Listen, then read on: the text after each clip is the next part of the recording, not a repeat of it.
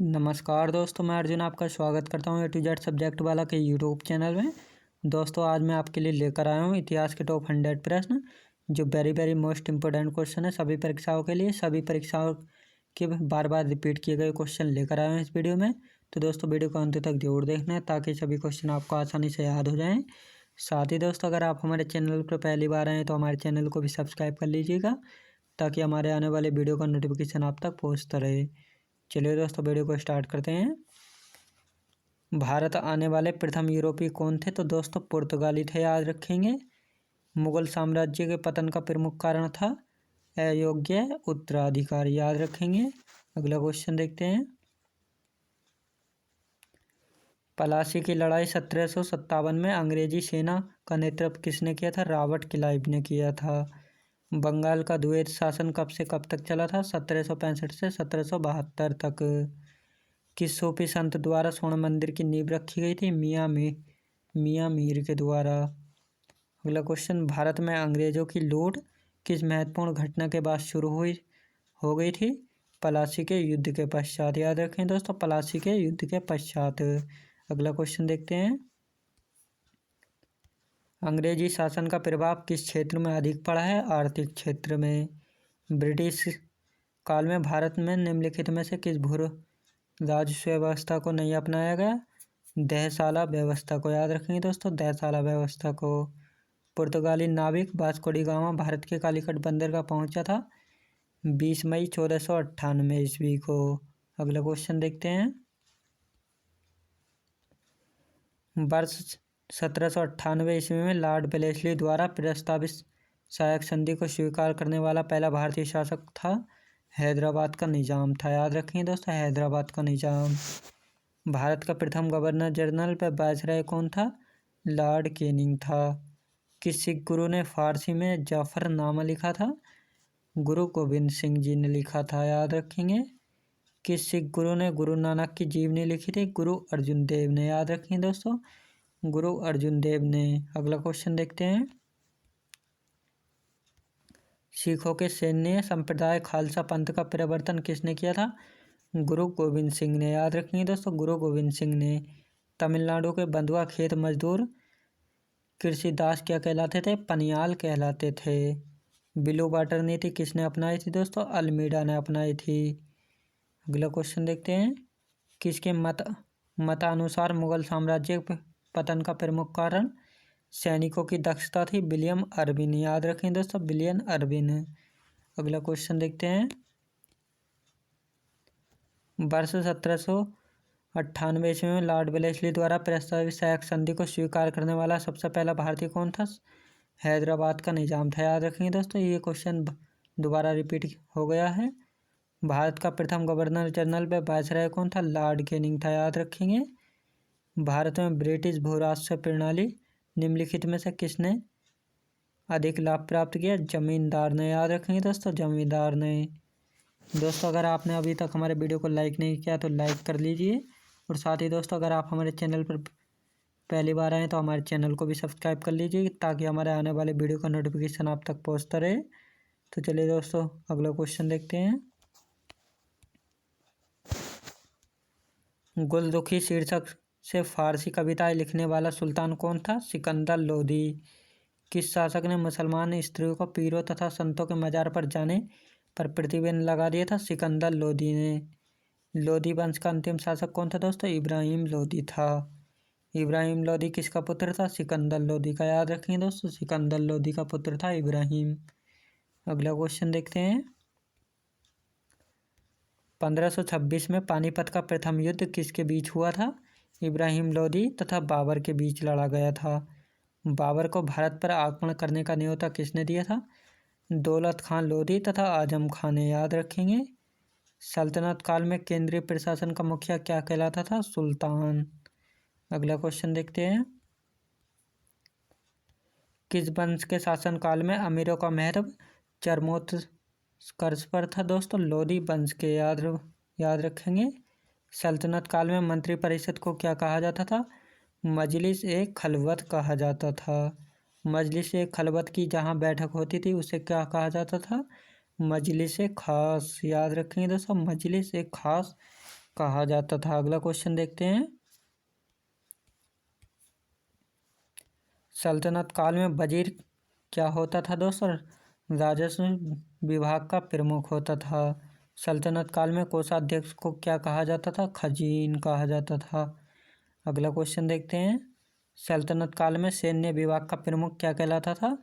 आरिज मुमालिक कहलाता था। सल्तनतकालीन शासन व्यवस्था में पेंशन विभाग को क्या कहा जाता था? दीवान इस्तिहाक। याद रखेंगे दोस्तों, दीवान इस्तिहाक। अगला क्वेश्चन देखते हैं। सल्तनत कालीन शासन व्यवस्था में गुप्तचर विभाग के प्रमुख अधिकारी को क्या कहा जाता था? बरीद मुमालिक कहा जाता था। अलाउद्दीन खिलजी द्वारा निर्मित नमूने को इस्लामी वास्तुकला का रत्न कहा जाता था। अलाई दरवाजा। याद रखेंगे। सीरी का किला तथा हजार खंबा महल का निर्माण किसने करवाया था? अलाउद्दीन खिलजी ने। अगला क्वेश्चन देखते हैं। अलाउद्दीन खिलजी ने किसे दीवाने रियासत नियुक्त किया था? मलिक याकूब को।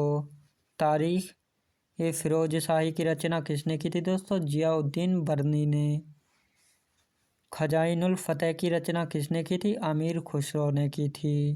अलाउद्दीन खिलजी द्वारा दुधारू पशुओं पर कर लगाया जाने वाला कर कहलाता था? चराई कर कहलाता था। अगला क्वेश्चन देखते हैं।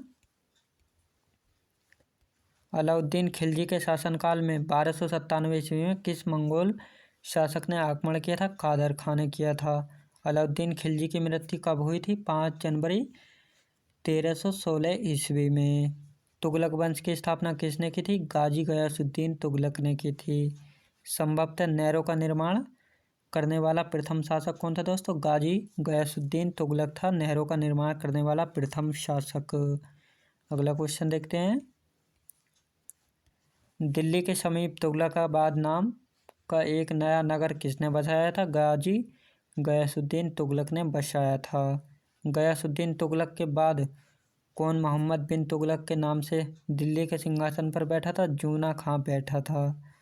मध्यकालीन सभी सुल्तानों में सर्वाधिक शिक्षित विद्वान तथा योग्य व्यक्ति कौन था दोस्तों? मोहम्मद बिन काश तुगलक था। याद रखें दोस्तों, मोहम्मद बिन तुगलक। अगला क्वेश्चन देखते हैं। किस शासक को स्वयंशील तथा रक्त पिपासु के नाम से भी जाना जाता था? मोहम्मद बिन तुगलक को। मोहम्मद बिन तुगलक ने कृषि के विकास के लिए किस नाम से एक नई विभाग की स्थापना की थी? अमीर कोही। महमूद गजनी ने 1027 ईस्वी में अंतिम भारतीय आक्रमण किसके विरुद्ध किया था? जाटों के विरुद्ध किया था। याद रखेंगे। अगला क्वेश्चन देखते हैं। सुल्तान की उपाधि धारण करने वाला प्रथम शासक कौन था? महमूद गजनी था। याद रखेंगे दोस्तों, महमूद गजनी। महमूद गजनी की मृत्यु कब हुई थी? 1030 ईस्वी में। शहाबुद्दीन मोहम्मद गोरी भारत में पहला आक्रमण कब किया था? 1175 ईस्वी में किया था। अगला क्वेश्चन देखते हैं। 1191 ईस्वी में तराइन का प्रथम युद्ध किसके बीच लड़ा गया था? मोहम्मद गोरी तथा पृथ्वीराज चौहान के बीच लड़ा गया था। तराइन के प्रथम युद्ध में किसकी पराजय हुई थी? मोहम्मद गोरी की। तराइन के प्रथम युद्ध में किसकी विजय हुई थी? पृथ्वीराज चौहान की। याद रखेंगे। अगला क्वेश्चन देखते हैं। मोहम्मद गोरी तथा पृथ्वीराज चौहान के बीच तराइन का द्वितीय युद्ध कब हुआ था? 1192 ईस्वी में। अगला क्वेश्चन देखते हैं। तराइन के द्वितीय युद्ध में किसकी पराजय हुई थी? पृथ्वीराज चौहान की। 1994 ईस्वी में चंदावर का युद्ध किसके बीच लड़ा गया था? मोहम्मद गोरी तथा राजा जयचंद के बीच। मोहम्मद गोरी की मृत्यु कब हुई थी? 1206 ईस्वी में। कुतुबुद्दीन ऐबक कौन था दोस्तों? मोहम्मद गोरी का गुलाम था। अगला क्वेश्चन देखते हैं। 1206 ईस्वी में गुलाम वंश की स्थापना किसने की थी? कुतुबुद्दीन ऐबक ने। दिल्ली में स्थित कुतुब मीनार की नींव किसने रखी थी? कुतुबुद्दीन ऐबक ने रखी थी। कुतुब मीनार का निर्माण कार्य किसने पूरा कराया था? इल्तुतमिश ने। पल्लव वंश की राजधानी कहाँ हुआ करती थी दोस्तों? कांचीपुरम में। याद रखेंगे। अगला क्वेश्चन देखते हैं।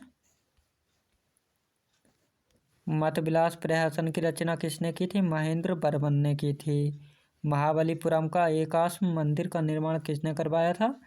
नरसिंह वर्मन प्रथम ने। कांचीपुरम के कैलाशनाथ मंदिर का निर्माण किसने करवाया था? नरसिंहवर्मन द्वितीय ने कराया था। पल्लव वंश का अंतिम शासक कौन था? अपराजित वर्मन। याद रखेंगे दोस्तों, पल्लव वंश का अंतिम शासक था अपराजित वर्मन। अगला क्वेश्चन देखते हैं। राष्ट्रकूट वंश का संस्थापक कौन था? दंती दुर्ग। राष्ट्रकूट वंश की राजधानी कहाँ हुआ करती थी? मनकिर या मान्यखेत। राष्ट्रकूट वंश का प्रथम शासक कौन था? ध्रुव था। हर्यक वंश का संस्थापक कौन था? बिंबिसार। अगला क्वेश्चन देखते हैं। राष्ट्रकूट वंश का अंतिम शासक कौन था? कृष्ण तृतीय। अगला क्वेश्चन देखते हैं। कल्याणी के चालुक्य वंश की स्थापना किसने की थी? तैलव द्वितीय ने की थी। वातापी के चालुक्य वंश की स्थापना किसने की थी? राजा जयसिंह ने। वंश के संस्थापक कौन थे? विष्णुवर्धन थे। चोल वंश का संस्थापक कौन था? विजय विजाल्य। याद रखेंगे दोस्तों। अगला क्वेश्चन देखते हैं। चोल वंश की राजधानी कहाँ हुआ करती थी? तंजावुर में। याद रखेंगे। अगला क्वेश्चन देखते हैं। द्वैध शासन नीति को किसने समाप्त किया था? वारेन हेस्टिंग ने। अंग्रेजों का सर्वाधिक विरोध किसने किया था? मराठों ने। आदि ग्रंथ किसने संकलित किया था? गुरु अर्जुन ने किया था। भारत में आधुनिक शिक्षा प्रणाली की नींव किससे पड़ी? 1835 का मैकाले का विवरण पत्र के द्वारा। याद रखेंगे। अगला क्वेश्चन देखते हैं। भारत में किसके काल में India penal code, civil procedure code और क्रिमिनल प्रोसीजर कोड पारित किए गए? लॉर्ड कैनिंग के शासनकाल में। सती प्रथा का अंत करने तथा ठगी को समाप्त करने का श्रेय किसको जाता है? लॉर्ड विलियम बेंटिक को। अवध के स्वायत्त राज्य का संस्थापक कौन थे? सादत खां बुरहान उल मुल्क। अगला क्वेश्चन देखते हैं। ईस्ट इंडिया कंपनी और बंगाल के नवाब के बीच प्लासी का युद्ध हुआ, उस समय मुगल सम्राट कौन था? अजीजुद्दीन आलमगीर द्वितीय था। ईस्ट इंडिया कंपनी के नेतृत्व में रॉबर्ट क्लाइव का उत्तराधिकारी निम्नलिखित में से कौन था? Warren Hasting. सुरक्षा प्रकोष्ठ नीति संबंधित है वारेन हेस्टिंग से। अगला क्वेश्चन देखते हैं। इलाहाबाद की संधि 1735 के बाद रॉबर्ट क्लाइव ने मुर्शिदाबाद का नया उपदीवान किसे बनाया था? मोहम्मद रजा खान को। अगला क्वेश्चन देखते हैं। किस भारतीय को रॉबर्ट क्लाइव ने बिहार का नया नायाब दीवान बनाया? नियुक्ति क्या था? राजा सिताब राय को। रणजीत सिंह ने सुप्रसिद्ध कोहिनूर हीरा प्राप्त किया था? सांस सूजा से। याद रखेंगे। अगला क्वेश्चन देखते हैं। ब्रिटिश जनरल जिसने हैदर अली को पोर्टानोवा के युद्ध में हराया था? सर आयरकुट ने। महाराजा रणजीत सिंह के उत्तराधिकारी थे खड़क सिंह। काकोरी डकैती कांड नायक कौन था दोस्तों? रामप्रसाद बिस्मिल थे। अगला क्वेश्चन देखते हैं। अखिल भारतीय महिला सम्मेलन की स्थापना कब हुई थी? 1927 ईस्वी में। अगला क्वेश्चन देखते हैं। श्रीरंगपट्टनम की लड़ाई में टीपू सुल्तान की हार के बाद अंग्रेजों के साथ सहायक गठबंधन के तहत मैसूर पर किसने शासन किया था? वोडेयार ने। किस गवर्नर जनरल ने सहायक गठबंधन की नीति पेश की, जिसके तहत भारतीय शासक ब्रिटिश सेना को अपने क्षेत्र में रखने के लिए सहमत हुए थे? Lord Wellesley. गुजरात का शासक बहादुर शाह किसके साथ युद्ध में मारा गया था? पुर्तगालियों के साथ। याद रखेंगे दोस्तों, पुर्तगालियों के साथ। दोस्तों मैं उम्मीद करता हूँ आपको वीडियो की क्वालिटी, कंटेंट वगैरह सभी कुछ आपको पसंद आया होगा। पसंद आया तो लाइक शेयर और सब्सक्राइब करना बिल्कुल भी ना भूलें। साथ ही दोस्तों अगर आप हमारे चैनल पर पहली बार आएँ तो हमारे चैनल को भी सब्सक्राइब कर लीजिएगा, ताकि हमारे आने वाली वीडियो का नोटिफिकेशन आप तक पहुँचता रहे। चलिए दोस्तों, मिलते हैं नेक्स्ट वीडियो में।